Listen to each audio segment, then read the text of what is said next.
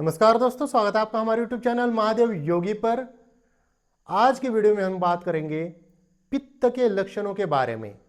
जैसा कि आप जानते हैं, त्रिदोष वात, कफ और पित्त यह हमारे स्वास्थ्य का आधार है। इनमें से कोई भी विकृत हो जाता है तो हम बीमार हो जाते हैं। तो पित्त जो होता है वह तीक्ष्ण होता है, उष्ण होता है, तरल होता है, नीला और पीला होता है। पित्त जो है सत्वगुण युक्त होता है और कड़वा होता है। लेकिन जब पित्त विकृत हो जाता है तो यह खट्टा बन जाता है। हमारे शरीर में 5 प्रकार के पित्त होते हैं।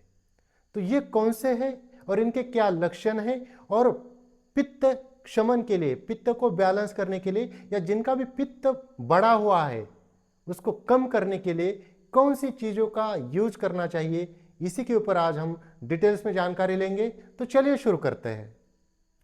जो 5 प्रकार के पित्त होते हैं उसमें से पहला होता है पाचक पित्त, और यह पित्त का स्थान जो है वह अग्नाशय है, हमारे अग्नाशय में रहता है, और इसका कार्य जो है भोजन को पचाने का काम करता है यह पित्त। दूसरा पित्त है भ्राजक पित्त। इसका स्थान हमारे त्वचा में है और इसका कार्य हमारी त्वचा में कांति लाने का इसका मुख्य कार्य है। तीसरा पित्त है रंजक पित्त। यह हमारे यकृत यानी कि लीवर में होता है, और इसका जो कार्य है वह रस को, जो हम भोजन करते हैं उसको जब रस में रूपांतरित किया जाता है तो उस रस को रक्त में रूपांतरित करने का कार्य रंजक पित्त का होता है। चौथा जो पित्त है वह है आलोचक पित्त, और इसका स्थान हमारी दोनों आंखें हैं, नेत्र है, और इसका कार्य रूप का दर्शन कराना है। और पांचवा जो पित्त है वह है साधक पित्त। इसका स्थान हमारे हृदय में होता है, और यह हमारी बुद्धि और प्रज्ञा का हेतु होता है।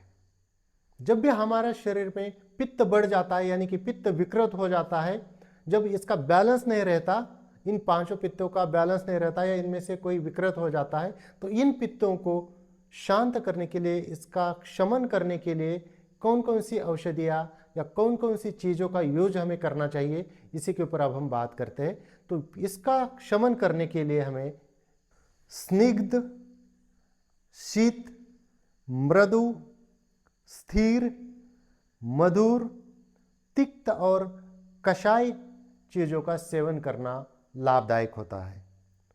जैसे आंवला, मुलेठी, द्राक्षा, गन्ने का रस, मिश्री, अनार, चंदन, कमल, खसतृण, पित्त पापड़ा, परवल, नागकेशर, जामुन, उशीर, नागरमोथा, धनिया, शतावर, दुर्वा रस, नीम, चिरायता, कुटकी, प्रवाल पिष्टी, मोती पिष्टी, चांदी भस्म, गोदूध, गुलाब पुष्प इत्यादि प्रकार के औषधियों का सेवन हमें करना चाहिए।